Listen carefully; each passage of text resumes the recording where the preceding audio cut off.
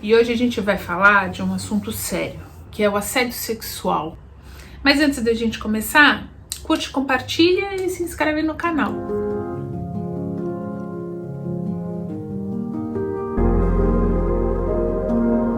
Eu vou começar primeiro falando sobre o conceito de assédio. É todo comportamento indesejado de caráter sexual, sob forma verbal ou física, com o objetivo e ou efeito de perturbar a pessoa, afetar sua dignidade ou lhe criar um ambiente hostil, intimidativo, humilhante, degradante ou desestabilizador. A partir daí, entendendo o conceito de assédio, talvez todo mundo já tenha passado por essa situação, né? E eu já ouvi dizer que não só mulheres, que homens também. Mas o mais usual, o que a gente mais vê é o que acontece com as mulheres, entra um pouco da coisa do machismo, entra um pouco dessa cultura nojenta. E eu senti na pele essa coisa do assédio, eu tinha 11 anos de idade a primeira vez. Eu fui comprar picolé pra turminha, então eu era um pouco mais velha, eu podia atravessar a rua, fiquei incumbida de comprar os picolés. Levei uma sacolinha pra poder colocar, porque eram muitos. E aí o dono do bar virou pra mim e disse: essa sacolinha para você carregar banana? Eu não entendi o que significava, mas o jeito que ele disse foi tão horrível, a sensação que me deu. E eu contei à noite pro meu pai. Meu pai ficou possesso. No dia seguinte ele foi comigo, me levou no bar para eu identificar a pessoa. Identifiquei devidamente, ele pegou o homem pelos colarinhos, dizendo como ele se atrevia a falar aquele tipo de coisa para uma criança. Minha segunda experiência com assédio sexual, aí eu já era adulta, eu tinha 23 para 24 anos, e foi uma das poucas experiências no mundo corporativo que eu tive. Eu sou formada em engenharia química, erroneamente, tive que dar uma volta no planeta para descobrir que era escritora, mas ok. E eu fui trabalhar na área de marketing dessa multinacional, era supervisionado pelo gerente comercial. Logo que eu entrei, eu descobri que eu havia sido contratada, mas não pela vontade do gerente comercial, e sim vontade da matriz fora do Brasil, que tinha lá uma pessoa fazendo o trabalho que eu teria que fazer no Brasil. Eu não conseguia fazer nada, eu não conseguia desenvolver nada, a pessoa queria que eu trabalhasse nos moldes comerciais. Era um gerente, era uma pessoa de caráter, competência e inteligência bastante questionáveis, e eu sempre fui muito questionadora. Eu me tornava uma pessoa inconveniente para o gerente. Também existia um diretor, e esse diretor já era completamente diferente, aparentemente aberto, muito acessível a todos os funcionários. Então eu acabei fazendo uma curva no gerente e fui direto para o diretor. Mas também logo descobri que toda proposta que eu levava para projetos, que eu levava as necessidades da área, era tudo sempre ao preço de ouvir galanteios. Um homem nojento, na minha opinião, um homem doente.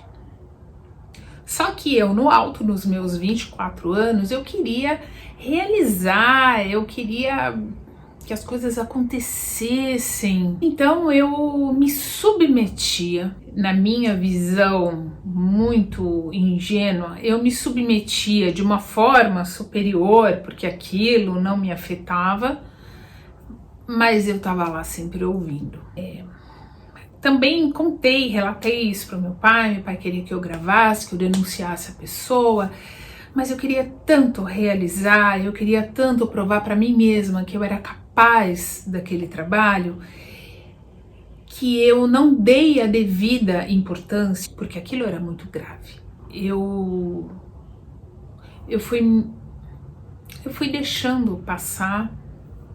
Eu fiquei com medo também de denunciar, de entregar, porque nada é simples, né? E como era eu quem ia até o diretor, não era o diretor que vinha até mim, eu achava que eu era errada, que então eu não poderia acusá-lo, porque eu é que ia lá. O que também é a ilusão de que a culpa é nossa sempre, né? E aí a coisa foi só piorando, o nível dos galanteios foi cada vez ficando mais baixo, mais nojento, até que chegou ao ponto, eu tava saindo de um relacionamento e ele falou: ah, mas você tá saindo por quê do relacionamento?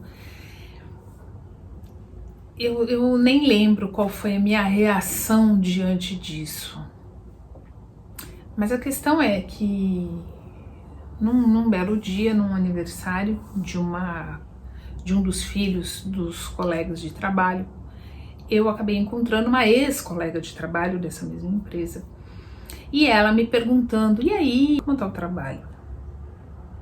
Eu prontamente, porque sempre fui transparente, porque sempre tive a mesma cara, eu disse: é difícil trabalhar com o gerente, né? Você sabe das limitações intelectuais dele, mas aí a gente corre pro diretor achando que vai ser diferente, e quando chega lá é um cara que te ouve, mas não para com os galanteios, é uma coisa muito desagradável. Eu tô muito desmotivada com esse trabalho. Ficou por aí, ponto final. O que eu não sabia é que essa ex-colega de trabalho, ela era a atual amante do diretor. Eles ainda demoraram 6 meses para me demitir, porque eles não queriam fazer essa conexão entre essa conversa que eu tive com ela e me mandar embora. Durante esses 6 meses que eu continuei lá, eu percebi uma mudança no comportamento dele, mais velada. Aquela coisa do tipo, eu tô armando pra você e não tô deixando você perceber. Eles me mandaram embora com uma justificativa qualquer de que tava tirando a área, mas eu tava tão desgastada que nada mais me afetava. E eu só descobri essa história de que a moça era amante dele um tempo depois. É aí que eu liguei os pontos. O que eu posso dizer, a falta de posicionamento diante de pessoas assim é que faz com que elas tenham esse comportamento. Quando a gente se submete a esse tipo de situação, a gente enfraquece, a gente perde a nossa força. Ao mesmo tempo, a gente fortalece o assediador. O grande problema é que eu achava que eu era tão desbravadora, tão corajosa, que em nenhum momento eu percebi a ingenuidade com que eu servi de brinquedo para esse homem. E o que fica para mim é que nenhum trabalho, nenhuma vantagem, nenhum dinheiro vale a nossa dignidade. Se submeter a esse tipo de situação é se corromper, é romper com a sua essência, com o que você acredita, porque o objetivo do assédio é sempre descredibilizar, é sempre destruir, sempre subjugar.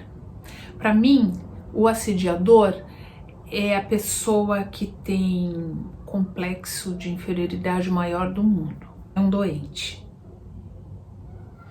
Eu posso dizer que eu nunca mais vou passar por isso.